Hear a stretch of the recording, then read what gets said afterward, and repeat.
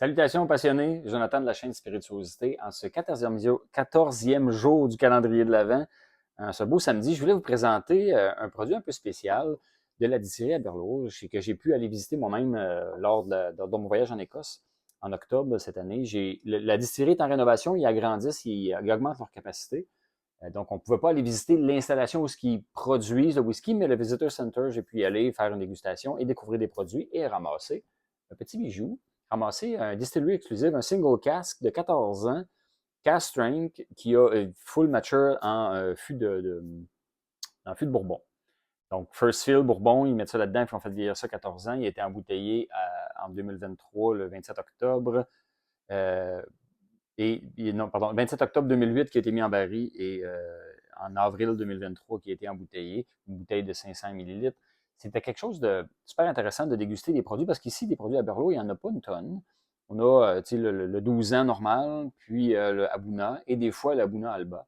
C'est quand même plus rare qu'on a des produits à Berlot autres que le Core Range. Et là-bas, ben, il y avait beaucoup plus parce que la distillerie à Berlot, leur plus gros marché est en France.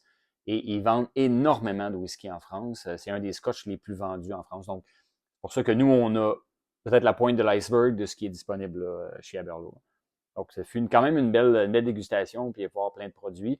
Quand même un peu conservateur au niveau du programme de baril, donc ils n'ont pas énormément de barils super spéciaux. Ils vont jouer beaucoup dans le chêne européen, chêne américain, toutes les sortes de sherry. C'est pas mal la grosse majorité des fûts qu'ils vont utiliser, sinon c'est plus rare.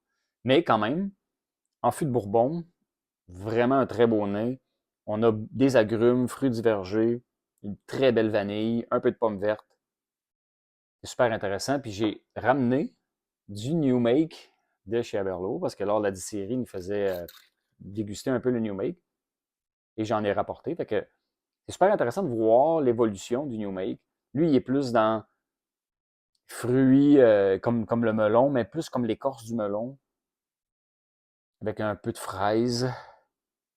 Il y a un petit côté dérangeant, bizarre, funky du New Make. Donc, c'était intéressant de voir l'évolution du New Make en un produit plus fini qui a évolué et qui a maturé. Maintenant, on plonge. Hmm. En bouche, on a un beau petit pamplemousse, encore des agrumes. Côté vanille, il est là. Pas trop agressif quand même. Le 14 ans, le plus l'adoucir. Il est quand même à 54,8% d'alcool.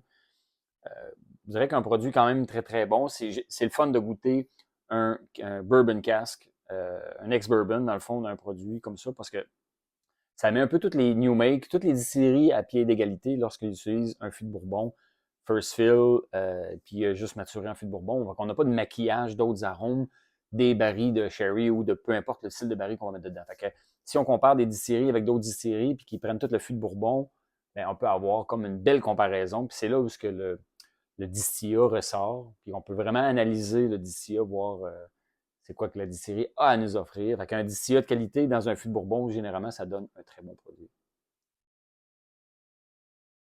Hmm. Quand même un petit peu brillant, mais pas trop. Un peu sucré quand même. Petit sucre d'orge, super intéressant. Un petit sucre discret. Belle vanille qui vient adoucir là, les petits côtés agrumes.